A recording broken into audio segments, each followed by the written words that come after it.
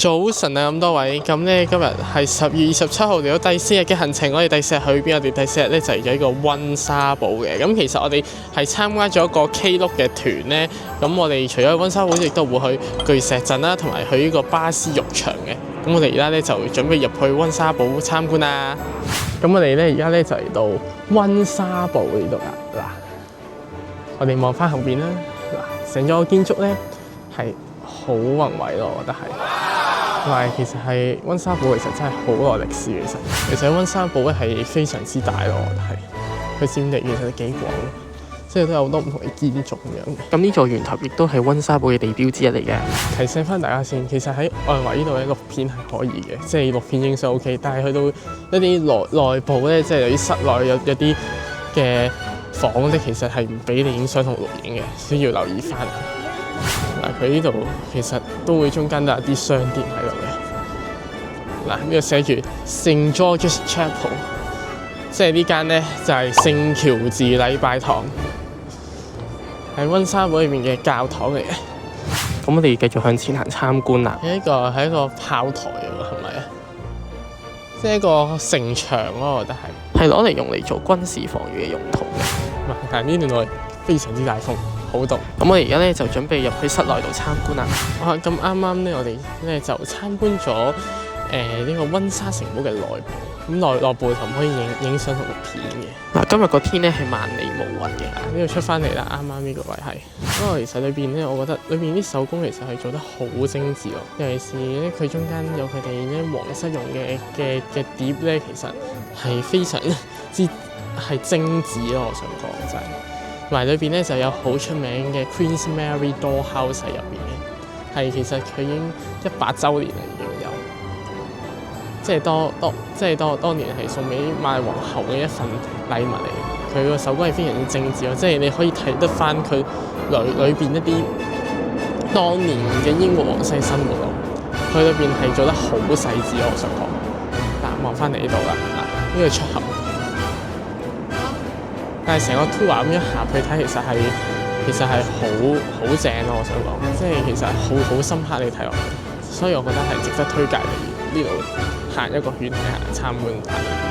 佢裏邊咧，其實我覺得佢係反映咗佢當其時嘅英國皇室嗰啲起居生活點，即係你參觀到唔同嘅房，即係例如佢哋嘅臥室啊，或者一啲飯廳啊，仲有一啲佢哋畫畫啊，或者工作嘅地方嘅，即係當年嘅英國皇室。咁我哋而家咧就行翻出嚟啦，準備。咁樣咧，其實喺入邊就行翻一個圈，我哋啱啱頭先就喺呢個右手邊度下去嘅。然之後兜翻出嚟，我哋參觀完之後，即係咁樣就會兜咗個圈出翻嚟咯。嗱，落翻出邊啦，嗱呢度，呢個就係個出口，呢個係。我哋而家落翻嚟聖喬治禮拜堂呢一邊啦。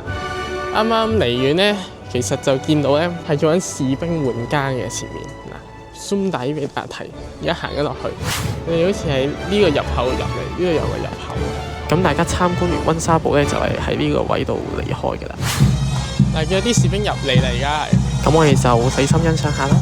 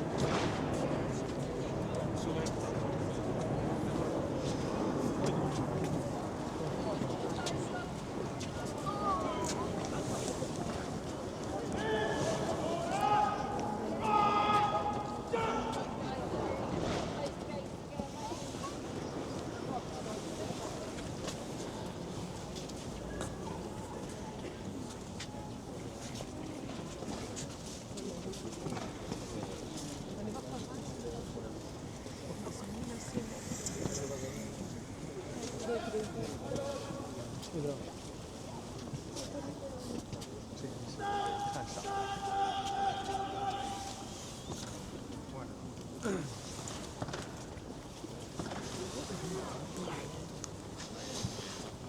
知道的。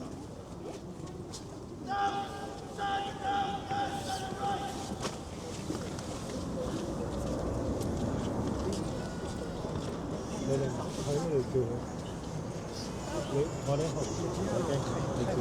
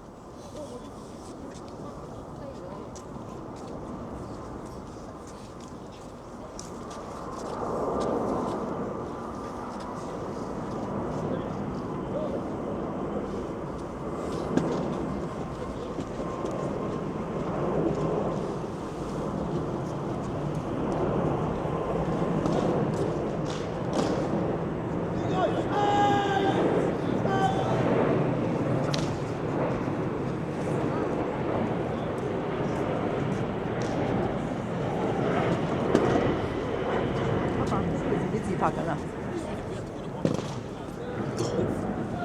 邊個啊？嗰個啊，前邊啊，揸住個自拍褲應該影緊自己嘅。我識調翻轉嗰啲。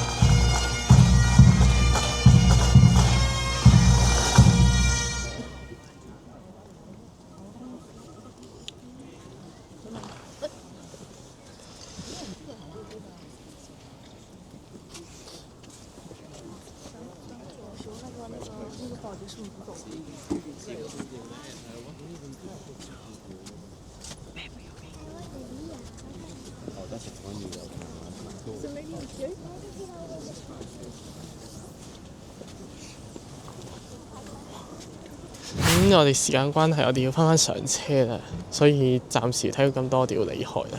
好啦，咁跟住呢，我哋呢就嚟到呢個叫做巨石陣啦。世界文化遺產，亦都係喺英國嚟講一個幾出名嘅旅遊景點之一。你睇下附近係幾多人嘅都嗱，呢個呢，佢應該係佢個入口同埋一個訪客中心咁樣咯，即係仲未見到巨石陣處嘅。好，啱啱咧就坐完呢個 shuttle bus 嚟到巨石陣呢度嗱，其實遠望咧已經見到少少嘅啦嗱，企個位應該再行前啲就應該影到嘅啦。佢呢度門口咧，其實佢有一啲陳展板喺度，即係啲位俾你話啲資料俾你聽，即係講下一啲歷史咁樣咯，即係會講下巨石陣幾時發現同埋幾時建成咁樣咯。因為呢度咧其實係好空曠，所以其實係勁大風。我想講，呢度附近咧其實係好偏僻嘅，因為附近其實得啲草地係喺度嘅。嗱，我哋玩快就行到嚟啦。嗱，好多人喺度停低影緊。你可以咁樣兜住個圈咧，佢沿住一條小路咧，俾你沿住咁睇，即係用唔同角度咁樣影相或者欣賞呢個巨石陣咯。呢個係第一個角度啦，嗱，呢個位應該係最近嗰個嚟嘅，嗱，大家望下，真係好大風而家，但係啲風咧係非常之凍咯。好，身後嘅巨石陣啦，呢個就係，嗱，好大風嚟而家，哇！佢係可以俾你兜個圈睇，係俾你兜個圈咁睇咯，係，嗱，呢個位最近啦已經係。呢個位最近嘅，已經係最近佢係可以睇到呢個巨石陣。咁其實平均每一嚿石咧，其實都成4米咁高㗎。咁估計咧嗰個建造嘅時間應該係青銅時代嚟嘅。咁其實佢呢度咧仲記載咗一啲咧，喺巨石陣喺日出同日落嘅時候嘅呢個位喺度望翻過去個巨石陣嗰度。好，咁啱啱頭先咧就坐完 shuttle bus 翻嚟啦，即係翻嚟 visitor centre 呢邊啦。咁其實 visitor centre 呢邊咧，其實咧就有間商店啦，亦都其實係有間 cafe 喺度嘅，喺我身後邊度。咁間 cafe 要賣輕食為主嘅，即係可能係一啲三文治啊，同埋一啲嘢飲咁樣嘅。咁同埋咧，其實喺我後面度咧，除咗廁所之外咧，就係有一個展覽嘅，有個 exhibition 嘅。不過我哋時間關係咧，所以咧就冇去睇啦。咁我而家咧就要準備出發去下一個景點啦。咁我哋啱啱去完頭先嗰個景點之後，我哋第二站咧就會嚟到巴斯市嘅正中心嘅地方，就係一個古羅馬浴場啊！嗱，大家望下嗱，呢個係浴場，係面真係有水嘅，係古羅馬時期啲人咧嚟沐浴嘅地方嚟嘅，係。其實佢呢個建築特色，我覺得好有中世紀嘅風味，係啊，中世紀時嘅歐洲。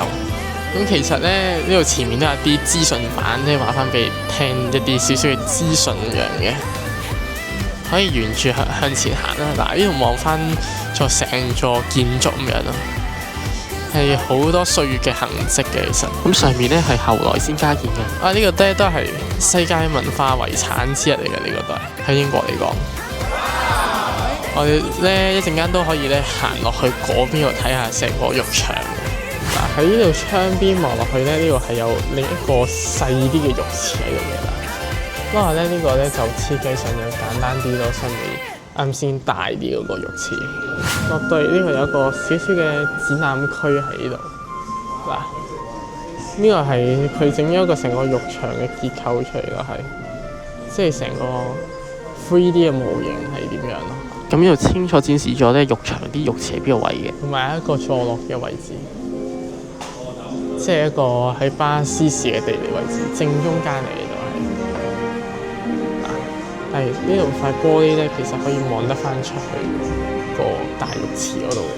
跟住呢個咧就係嗰個模型，即係成個嗰個模型，成個浴場一個巨型雕塑嚟嘅，有其他嘅一啲展品，咁咧有啲位咧會用影片交代翻喺當時嘅生活情景係點嘅。咁個展覽除咗介紹個浴場，嘅點樣運作之外咧，亦都會介紹一啲當其時一啲建築特色咁樣嘅。一啲互動嘅裝置，其實望地下咧都會望到嘅。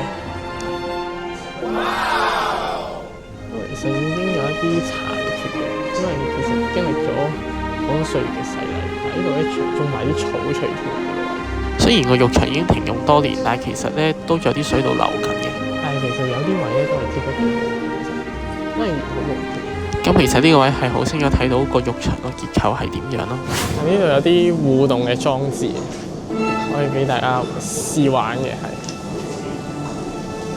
跟住仲有其他展品，有一啲嘅示範。咁條片就介紹咗唔同石頭嘅形狀啦，同埋特色咁樣嘅。少少嘅結構啊，呢度仲有一啲。呢啲比較完整啲嘅結構喺度，跟住有一啲即係浴場嘅水，但係咧其實我用佢手 feel 咧，同埋現場其實有啲煙咧，其實係應該係熱嘅啲水係，呢啲係熱水嚟嘅呢啲，呢啲流出嚟嘅水係熱水嚟嘅。好，翻嚟呢邊咧有間紀念品店嘅，細細地一間喺度。好啊，出到嚟呢度，我哋落咗去下邊個大浴場嘅下邊。喺呢個位望翻個浴池，咁大家沿住第一行嘅時候咧，要小心腳步啊，因為地下係凹凸不平。喺度望翻出去，開始入夜啦。其實喺英國咧，去到4點咧，其實已經開始天黑㗎啦。呢個位咧亦都係大家會沖涼嘅地方，因為呢個係一個 swimming bath 嚟嘅。其實呢個位係你都有幅圖咧 show 埋俾你聽，即係有條片話俾你聽，以前古羅馬人係點樣嚟呢個 swimming bath 度沐浴。呢另一邊呢度，雖然就有啲黑啦，但係其實咧都見到咧有啲水跡喺度嘅。你可以望得翻上去，呢度就可以望到大半個嘅成個建築咁樣嘅。咁呢個係另一個池啦，呢個就暗啲咯。呢個係嗰邊都望到嘅，其實對面兩邊都望到嘅。嗱，嗰啲水咧係沿住呢個位咁樣咧流出嚟嘅。好，跟住我哋沿住呢度有另一邊嘅位置，呢邊下面其實有啲水跡咯，我想講係有啲水跡。呢樣喺度可以望翻落去，嗰個地板嚟嘅，可以攞嚟咁樣興翻住個地板咧，然之後啲人就會係咁樣沐浴嘅。咁樣咧就可以咧令到成個浴室咧都唔會咁凍嚟保持一個好暖嘅狀態。咁其實原本嗰個地板咧就已經拆咗㗎啦。翻少少，嗱個地板呢個就係。咁其實前面咧嗰度位有個盤咧係可以俾大家可以試下佢啲 spa water 嘅，即係大家嚟走嘅時候都可以不妨喺度試飲一啖。好啊，咁啱啱咧就參觀完呢個羅馬浴場啦。咁其實天黑啦，已經因為4點幾啦。其實咁我哋咧有一陣間咧，我哋就會跟車出翻去倫敦嗰邊嘅，因為咧都要成3個鐘車程，同埋有機會塞車。咁我哋會翻到嗰邊咧先食晚餐嘅。好。但係其實我覺得成個羅馬浴場呢個參觀嗰個 experience 咧，其實係好正嘅，即係其實好多嘢睇嘅都。好啊，咁我哋咧晚餐咧就翻返嚟倫敦呢一邊食嘅。咁我哋食呢間咧叫做 Angus Steakhouse 嘅呢間。咁其實佢喺倫敦咧都有好幾間分店嘅。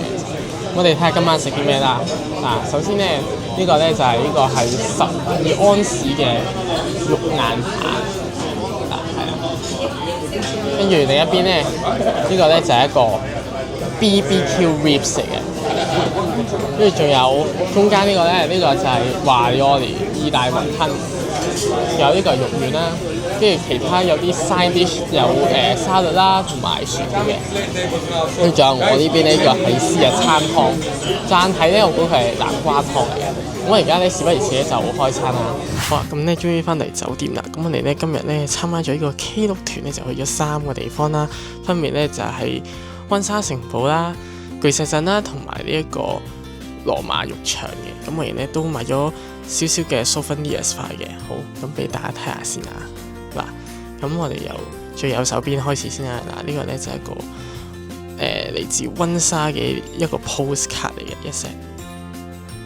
跟住咧，中間咧呢個咧就係喺呢個巨石陣嘅一個紀念品店度買嘅。嗱，有巨石陣嘅呢個小型攝石啦，同埋一啲 cap 帽同埋 postcard 咁樣嘅。跟住咧呢度喺羅馬浴場咧都買咗，都有買一啲 postcard 嘅。咁其實咧成個行程講，其實咧今日咧其實我覺得今次嘅行程咧都係幾精彩嘅。不過咧就可能因為咧每個地方因為都相隔都係1至2個鐘車程咧，咁時間有限咧，所以行程就緊湊咗啲。即係我就覺得大部分即係有一半嘅時間咧都係坐喺架車度去緊嗰個景點嘅，咁就會有少少趕咯。不過咧整體上咧其實都 OK 嘅。咁咧講到嚟呢度咧，今集時間咧都差唔多啦。咁睇呢條片嘅朋友記得要 CLSS 同埋要撳埋左上角嘅鐘仔啊！咁我哋下一集再見啦，拜拜。